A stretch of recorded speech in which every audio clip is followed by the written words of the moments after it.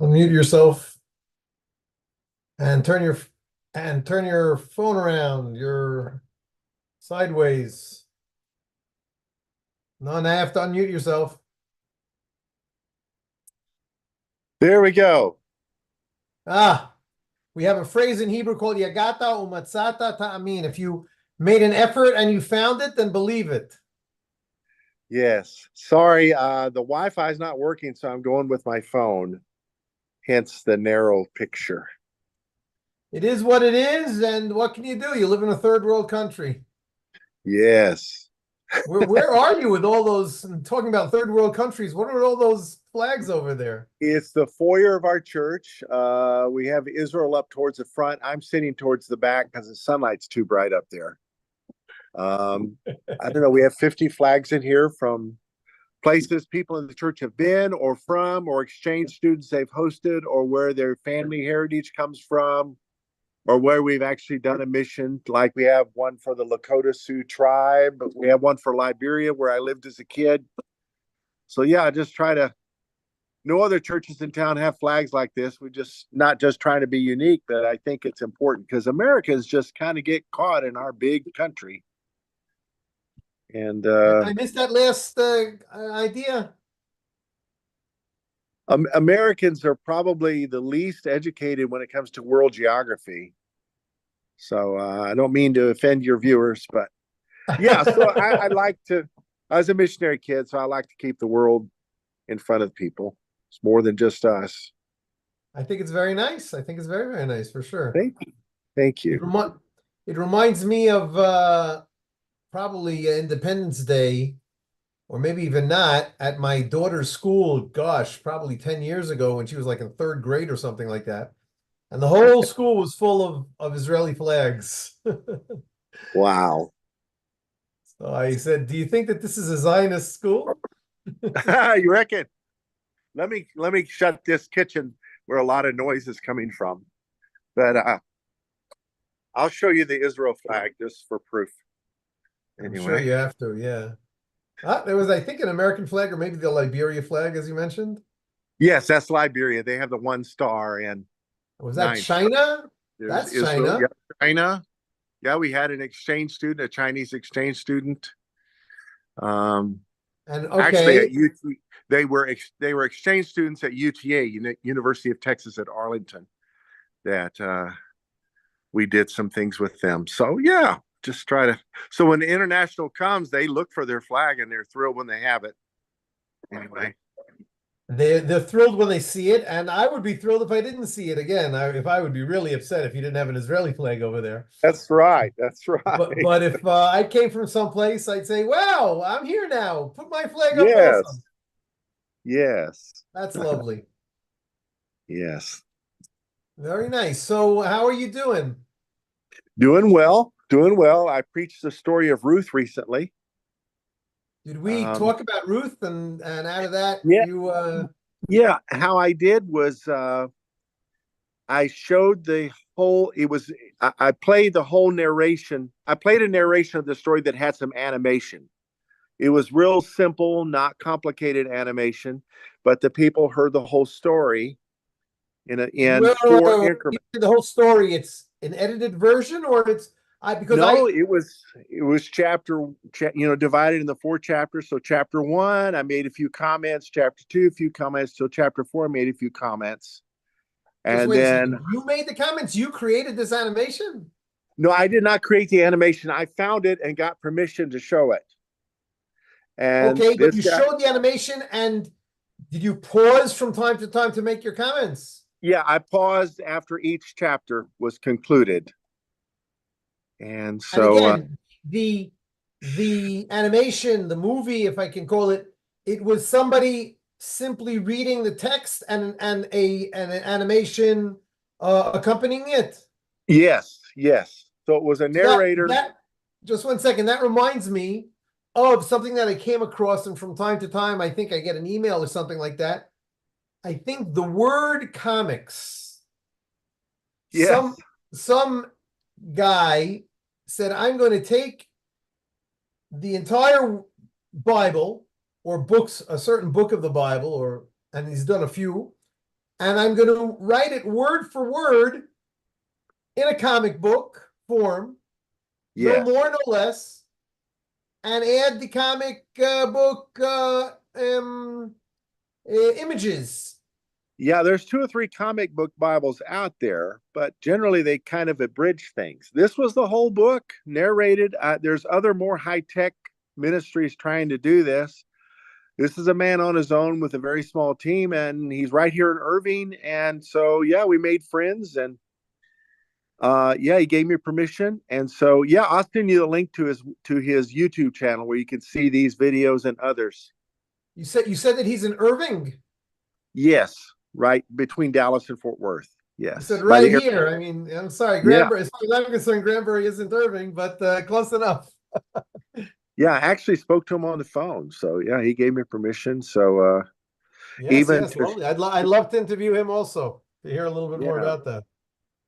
yeah. So the highlight of the story for us is the Redeemer, Boaz, and I kind of compared it to a Hallmark movie. The Wow. suspense. Will Ruth get a husband? That kind of thing. Yeah, it's a great story. Every year the suspense grows. That reminds me of a joke. A grandmother, an old Jewish grandmother, saw Joseph and the Technicolor Dreamcoat. Oh yes, A lovely play. And she yeah. was crying and on the edge of her seat. And her son or grandkids or whatever thought that she loved it so much. So they said, "Come on, Grandma, let's watch it again." So she came and she watched it again and she got very upset.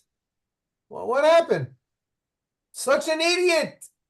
Didn't he remember that happened already? Why did he get himself into that twice?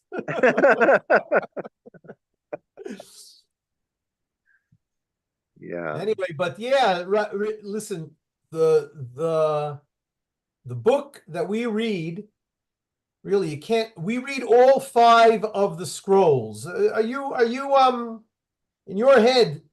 Do the five scrolls come as a one volume set? Like there are five scrolls in the Old Testament. They are the Song of Songs. It's called the scroll Megillah. Okay. And Kohelet, which is Ecclesiastes. Okay. Esther, Ruth, and Echa, which is Lamentations. Oh, okay. So I can't say that I know exactly why they're called scrolls or why they come together. But the fact is that we read all five of these scrolls, each one on a different holiday or time in the Jewish calendar.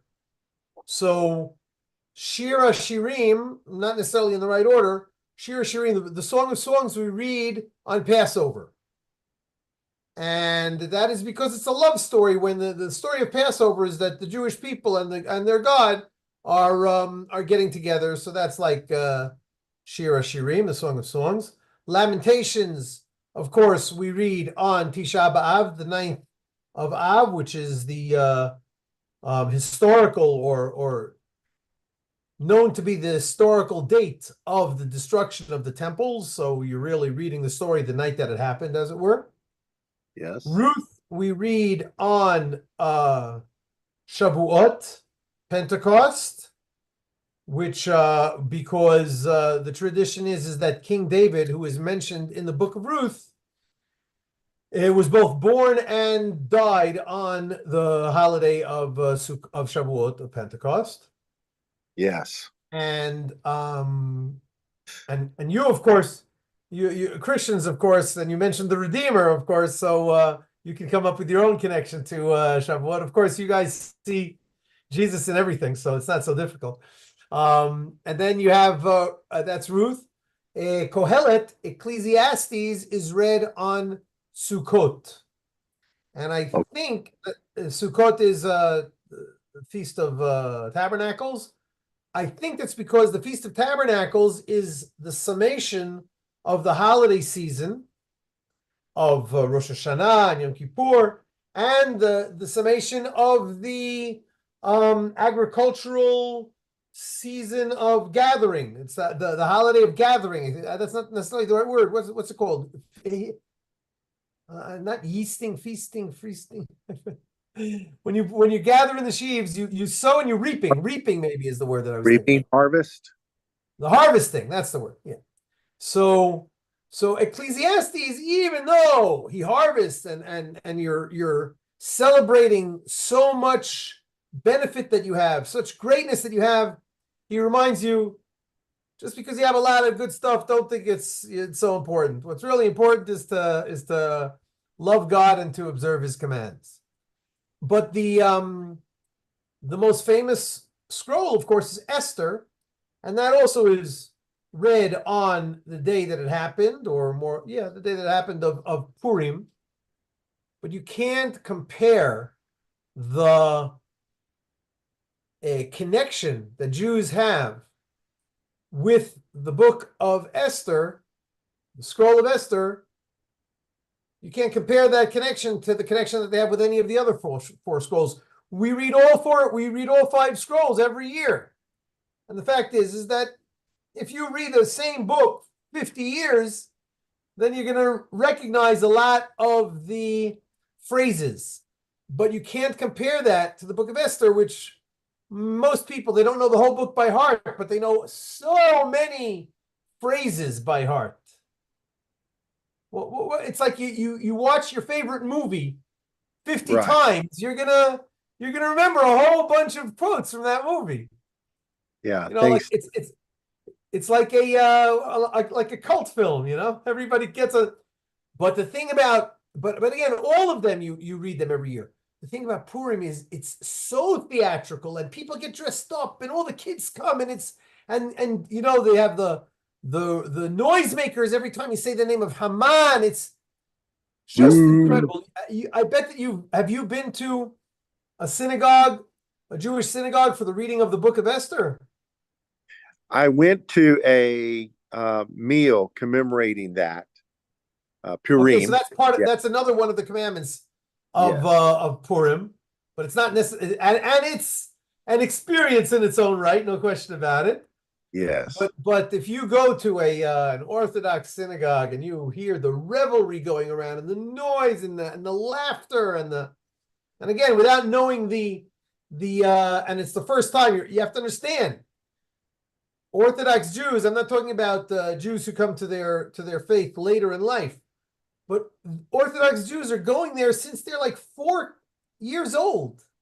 It's the most it's again, it's just incredible. But you're talking about Ruth, and it might, I would love to see that video that you're talking about. Okay. Yes, I'll send you the site. There he's doing other books. So it's just called videobible.com, I think is what it's called. So Oh, well, you'll send it to me. I would encourage you, and I'll try to remind you of those 5 holidays, and then yeah. you can, if you choose, try to sync your your teachings, whatever it's called, your lessons, lectures is another. What's the right word? What is it? What does a pastor do?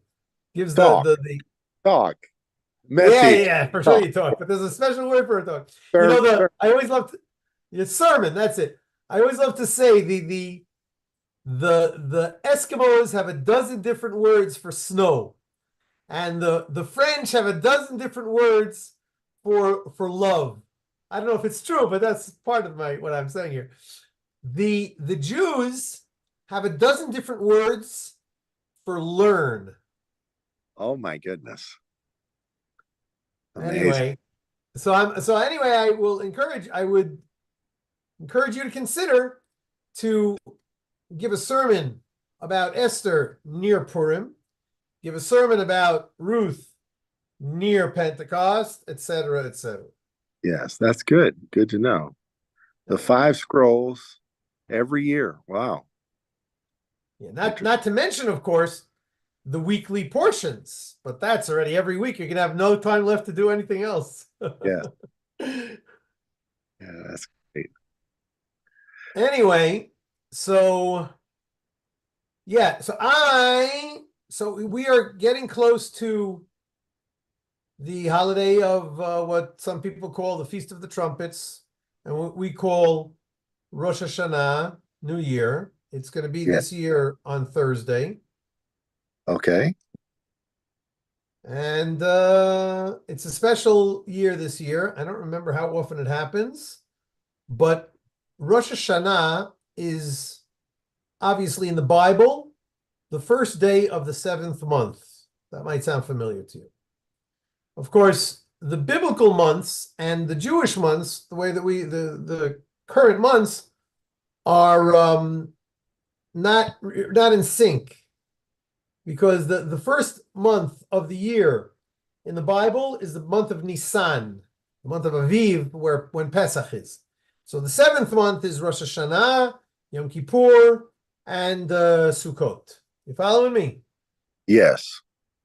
However, for various reasons that I didn't go into enough, and I never remember, we call the first month Tishrei, which is what is called in the Bible the seventh month.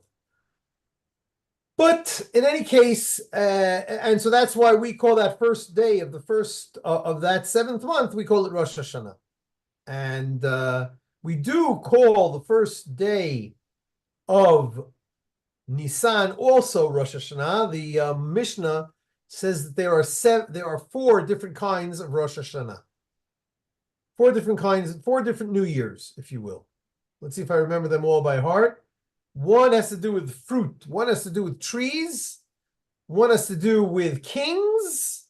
In other words, kings of the Bible, if they say in the fourth year, in the fourth month of his reign, then you count that fourth month from the first day of Nisan. But on the first day of Tishrei, all the people of the world are judged. Okay. And that is what we're coming up on. So we're going to be judged. I hope, I pray, and I am confident that God will judge me favorably. That is the Jewish optimism. So every year has more than one new year, as in anniversaries, right? Kind of like that. It's actually, the way that I see it, most of them are legalistic / ritualistic. Okay. In other words, for example, you have to give tithes according to the Bible. But some years you give your tithe to the poor people, and some years you give the tithe to the Levite. Okay. All right. And then some years you have the Shemitah, which we've probably talked about, that seventh year that the land lays fallow, you don't give anybody, that kind of thing. But when does the year start? And the answer is the year starts at a certain month. When is it? I forget offhand which day it is. But certainly for the trees, again, trees, there's a rule about trees in the land of Israel, that you're not allowed to eat the fruit of the tree until it reaches its fourth year. Okay. If you have a tree that's already giving fruit in the second year, you're not allowed to eat it. You have to destroy it. Okay, but what is it called a year? It's sort of like, the horses, no matter when a horse is born, their birthday is January 1st. I think I heard that sometime. Did you ever hear something like that? Anyway, so it's the same thing over here. Every tree's birthday is Tu B'Shvat, the 15th day of the month of Shvat. Okay. Anyway, so where was I going with all this? This year is, of course, we're starting with Rosh Hashanah. It's going to be a 3-day holiday, because sometimes Rosh Hashanah starts on a Monday. Sometimes it starts on a Tuesday. Sometimes, like this year, it starts on a Thursday. Sometimes it starts on Shabbat. 3 days of the week it cannot start. It cannot start on a Sunday, a Wednesday, or a Friday. That's because of various calculations that the calendar did. So is Rosh Hashanah also called the head of the year? That is the literal translation of the word Rosh Hashanah, the head of the year. Okay. And we also have the first day of the month is called Rosh Chodesh, the new month, if you will. Okay. That's the Rosh. So that was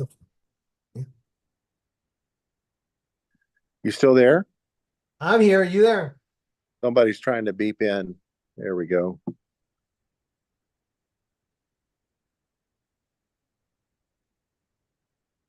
Hello. There, you're back. Hello, there we go. Yes. You were going to say? So for little children, uh, grasping this year, and then they get hit with the culture of the world's Gregorian calendar. You're talking about Jewish kids that have two calendars. Yes, yes. Yeah, it can be a headache. It's Yeah. funny, though, that even non-religious kids in Israel, for the most part, they are more attuned to the Jewish calendar. Okay.